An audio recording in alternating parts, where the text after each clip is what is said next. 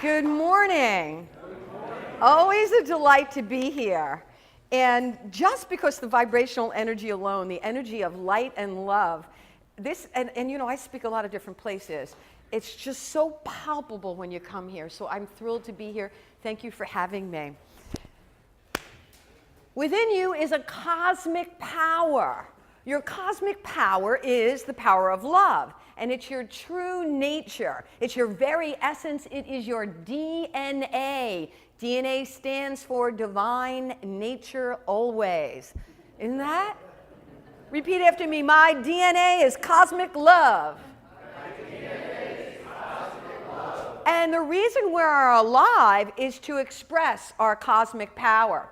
So what exactly is the power of love? Love like God cannot be fully defined, because to define it is then to limit it. However, a group of professional people asked a group of 4 to 8-year-olds, what does love mean? And here are some of their answers. Bobby, age 7, said, love is what's in the room with you at Christmas if you stop opening presents and listen. Rebecca, age 8, said, when my grandma got arthritis, she couldn't bend over and paint her toenails anymore. So my grandfather does it for her all the time, even when his hands got arthritis too. That is love. Carl said, age 5, love is when a girl puts on perfume and a boy puts on cologne and they go out and smell each other.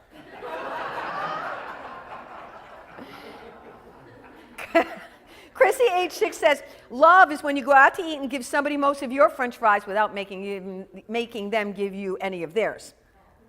Danny, age 7, said, love is when my mommy makes coffee for my daddy and she takes a sip before giving it to him to make sure that the taste is okay. Jenny, age 8, said, there are 2 kinds of love, our love and God's love, but God makes both of them. Noelle, age 7, said, love is when you tell a guy you like his shirt and he wears it every day. Love is when mommy sees daddy smelly and sweaty and still says he's handsomer than George Clooney. And Marianne, age 4, says love is when your puppy licks your face even after you left him alone all day. And Billy, aged 4, this is my favorite, said when someone loves you, the way they say your name is different. You know that your name is safe in their mouth. Oh, I thought that would get an aw. Aw. So the Bible tells us that God is love, and he that abideth in love abideth in God, and God abideth in him. And it also says that we're made in the image and likeness of God. Therefore, our inherent nature is love. Love, then, is a cosmic force, and it is a divine activity. It's a spiritual gift. Ernest Holmes, author of the book Science of Mind, defined love as a cosmic force whose sweep is irresistible. And so although it may be difficult to define, although sometimes misunderstood, love remains the greatest power in the universe, because love is the power that transforms, it's a power that redeems, and it's a power that fulfills. And it's inexhaustible, and its potentialities and possibilities are unlimited. So love dissolves and harmonizes. It's always reliable, it's unalterable, and it's a divine reality that will never, ever fail you. And it's the most powerful weapon in the world. It will take anything in your life and make it very beautiful, because when you're expressing with love, when you're working with love, you are working with God on a conscious level. Now, you may have heard of the research done on drug-addicted babies or babies who were in orphanages. So the babies tend to be smaller in size than normal. They have weaker vital signs. They're lethargic than other babies. And you can read about this in a book called The Quest by Richard and Mary Alice Jaffola. It's a Unity book. And so these underweight and lethargic babies are given everything they're required for their health. They're given medication, food, drink, but it's still not enough to keep them well. However, they found that if volunteers would regularly come and spend time with the babies and hold them and rock them and talk to them, and suddenly what would happen is that the baby's health improved dramatically. Their weight increased, their mortality rate drastically improved. Now, logic would tell us that these little babies improved so significantly because they were giving massive amounts of love by the volunteers who held them. Makes sense, right? So that it was the love given to the babies that released in them the natural hormones and enzymes that were required for them to grow healthy. And furthermore, scientific evidence even seems to confirm that these children improved because they needed to be loved in order to develop naturally. Now, as students of truth, we know that God has created us perfect, whole, and complete. We have within us everything we need to live a peaceful, productive, rewarding, prosperous life experience. It's all within us. We are spiritual beings. Nothing needs to be added to us to give us more potential or make us more whole. We already got it. It already is. So just like an egg would develop in its shell, there's nothing that can be added to us to make us any more complete. We have everything in it that we need. So since we're intrinsically whole and complete and nothing needs to be added to us, then we can say that it only needs to be released from us. So if we look at this story from a spiritual perspective, then we can see there's an entirely different conclusion. The babies became healthier and thrived, not because they were loved, but because the babies were given an opportunity to love. The babies were given an opportunity to love. So love was released from the babies. Love was released. And so the babies didn't need to receive love from others. In fact, they actually can't receive love from others because all the love we could ever need is within us. People provide an environment and an opportunity for us to express the love that is already within us. They don't give you any love. They don't do anything except provide an opportunity for you to allow what already is to be expressed. They give us the opportunity. So, others are catalysts for the release of love within us, but we never get love because love is our natural cosmic state. That's who we are. We're made in the image and likeness of the supreme essence of love. How's that for a name for God? The supreme essence of love. So we are love incarnate, and it's really our very reason for being, to love and be loved. Betty Eady, she wrote a book called Embraced by the Light. And she said, our purpose on earth is to love. Nothing brings us back to the awareness of our divinity like the experience of loving. God is love. Each experience of loving brings us closer to our true nature, which is love. You know, there's a pretty famous story in the New Thought community of Dr. Ernest Holmes, the founder of religious science. And not long before he made his transition in 1960, he was asked, if you had to do it all over again, writing the Science of Mind textbook, the faith, the philosophy, would you change anything? And what he replied was, yes, I would. I would have focused less on law and more on love. And he said, he talked all about law, Ernest. In fact, I gave a talk on law the last time I was here, besides those two cancers. In fact, it's snowing again. You see, you called me the blizzard minister, and it's snowing again. So the law is how God creates and how we, as God's expression on earth, create. And so to paraphrase Ernest Holmes, God's thought creates worlds and peoples it with living things. Our thought, or our consciousness, which is the combination of our thoughts, feelings, beliefs, attitudes, values, actions, and words, creates our world and peoples it with our experiences. So our thoughts are creative according to the strength, desire contained within the thought. It's not our casual thought. It is the thoughts held in mind that produce after their kind. So then, the law is the action of God. Now, if we're in a traditionally religious church right now, they call it the Holy Spirit. It is the way creation occurs.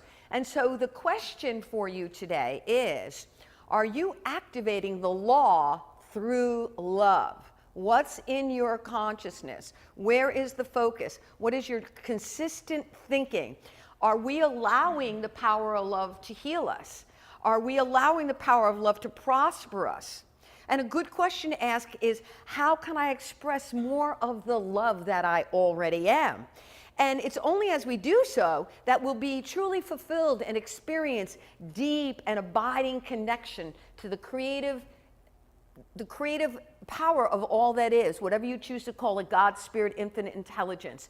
And it's through love that you have a greater connection. Now, if you look in the New Testament in the book of Matthew, Jesus was being grilled by a scholar asking, he was like, what is the greatest commandments? And Jesus said, love the Lord your God with all your heart, with all your soul, and all your mind. This is the first and greatest commandment. And the second is like it, love your neighbor as yourself. I think the key in that passage is love your neighbor as thyself. And that is one of the biggest challenges we faced as human beings, is not loving ourselves. Anybody ever have an issue with that? Oh, two of us, you and me? Okay, good. Those who don't love themselves, they're sad, they're plagued by a constant sense of emptiness, and they're always trying to fulfill it somehow, you know, by shopping or drinking or drugs or what, there's so many different addictions. And like a person with a painful toothache, they can only think of themselves, and they're constantly in search of a dentist, somebody to make them feel better. And they turn to addictive behaviors. That's what happens. Now, here's how not loving ourselves shows up in a big way. Comparing ourselves to others and always coming up short. That's how jealousy starts. Feeling like, you know what, I never get a break in life. Or how about, you know, they don't appreciate me. All I do for them and they don't appreciate me. Or thinking that nothing you ever do will be good enough. You don't allow and say, hey, I did my best, you know, like a perfectionist kind of thing. Or thinking, you know, I'm never going to be happy. Or how about this one? I just don't fit in. I don't feel connected. Or the negative self-talk. Oh gosh, you know, the silver hammer experience. How could I have been so stupid? I'm not good enough. What's wrong with me? Nothing ever seems to turn out good for me. All that negative chatter that can cloud your thinking, and on, all those ridiculous notions are symptoms of us not loving ourselves. Now, I'm not, of course, talking about loving yourself in an egotistical, narcissistic way. I'm talking about loving yourself because you know your spiritual identity. You know, like I know I work for the universe. What do? I work for the universe. I don't say that too much out loud anymore because people already think I'm wacky to begin with. So I don't need to add to their fodder. But I do a lot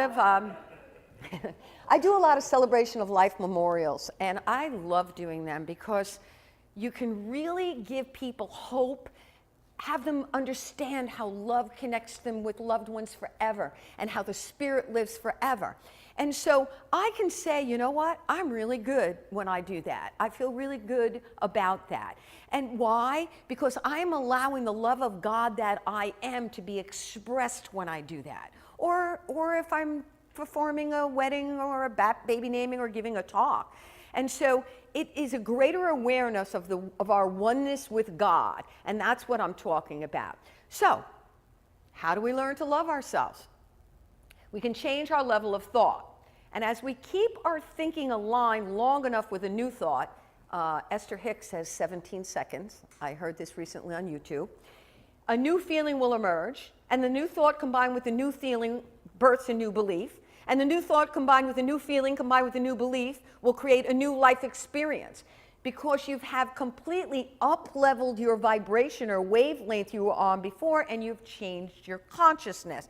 And when you change your consciousness, you attract different experiences and people. And let me just tell you what happens along the way when you do this. A lot of people are going to fall out of your life. Even people you think are your BFFs, they're just going to be like, bye-bye, because they're not going to be able to be in your vibrational energy because you're so positive, and they're not of the same ilk. And so what happens is people will gently fall in your life. Has anybody had that experience when you come into new thought? Because you just can't deal with the negativity anymore. It almost feels like a heavy energy on you. So that's one of the things that happens when you up-level your vibration and you change your consciousness. And so one of the best ways to do it is with affirmations and affirmative prayer. I'm very big on affirmative prayer to change our consciousness. I'm also big on affirmations. It's a wonderful tool where you state a fact regarding the omnipresence of God. Even if it's not true, people say, well, that's not true, I don't believe it. Well, that's the whole point. You are reconditioning your thinking to believe it. And you're not making something happen. What you're doing is accepting the good that is already there waiting for you, that's your divine birthright. It's kind of like turning on a switch. It's like turning on a switch.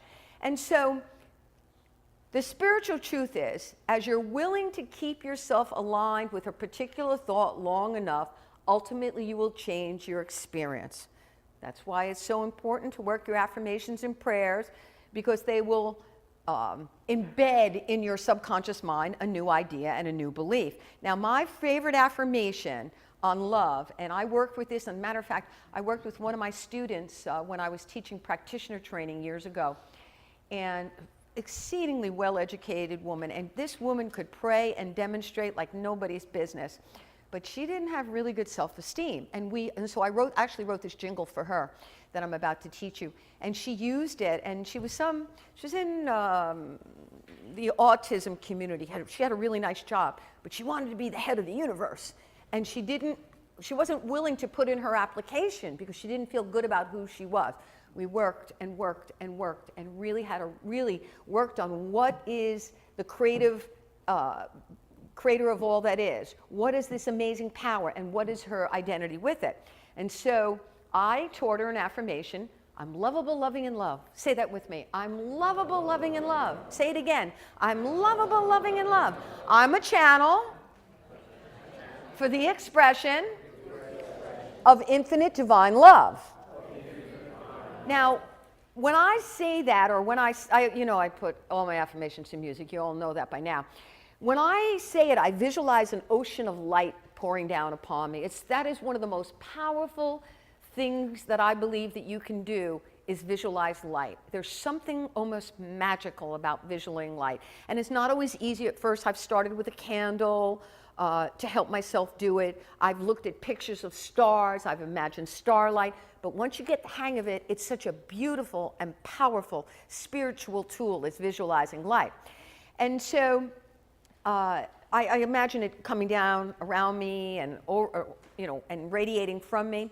And so I want to teach you this jingle, because I really hope when I teach you jingles that you work with them, because they're very powerful. So this one is great. It goes, I'm lovable, loving, and love.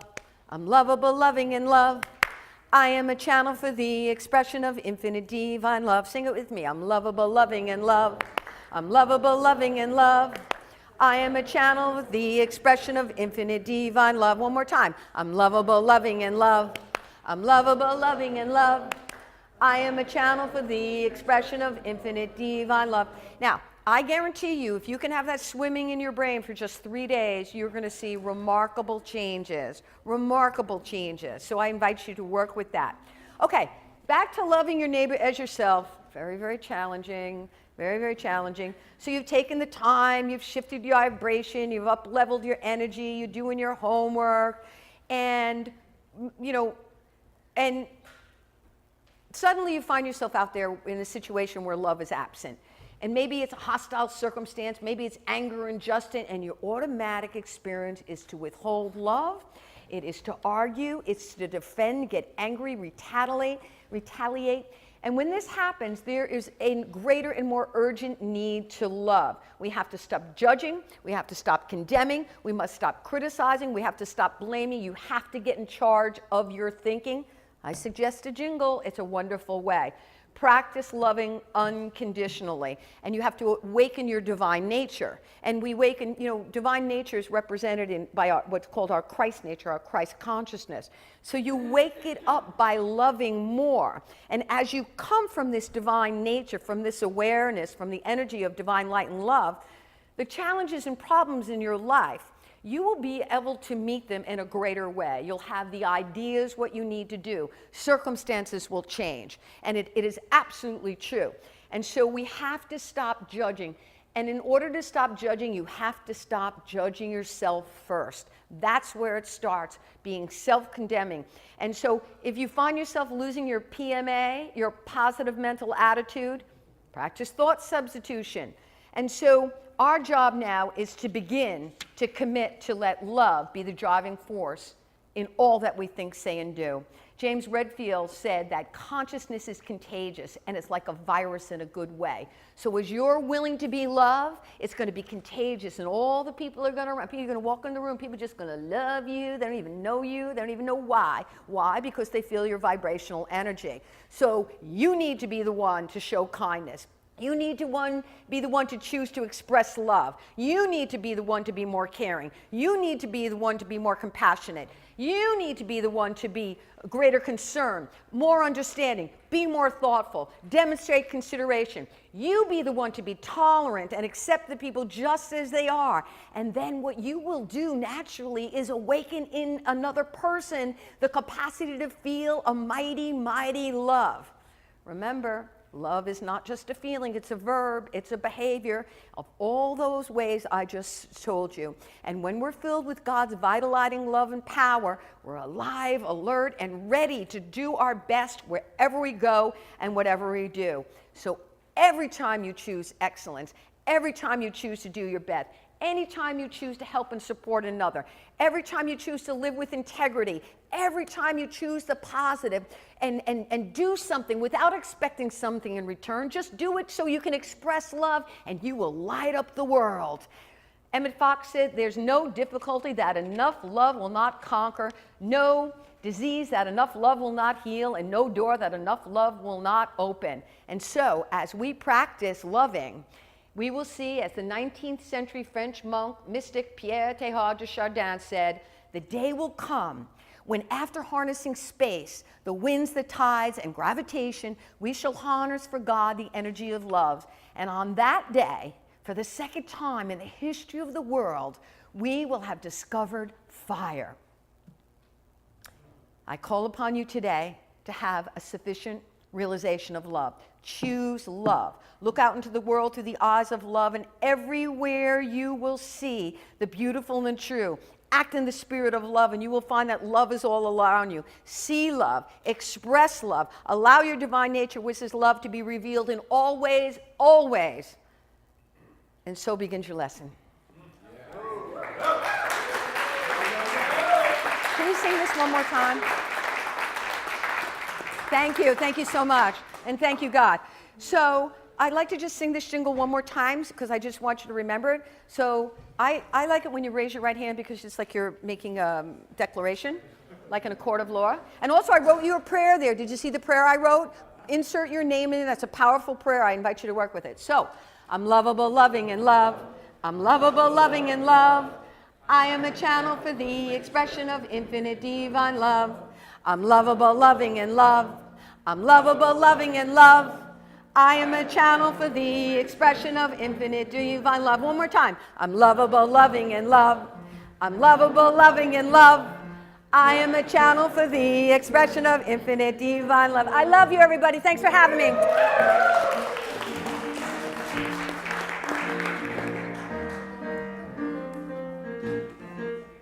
Thank you, Keelan.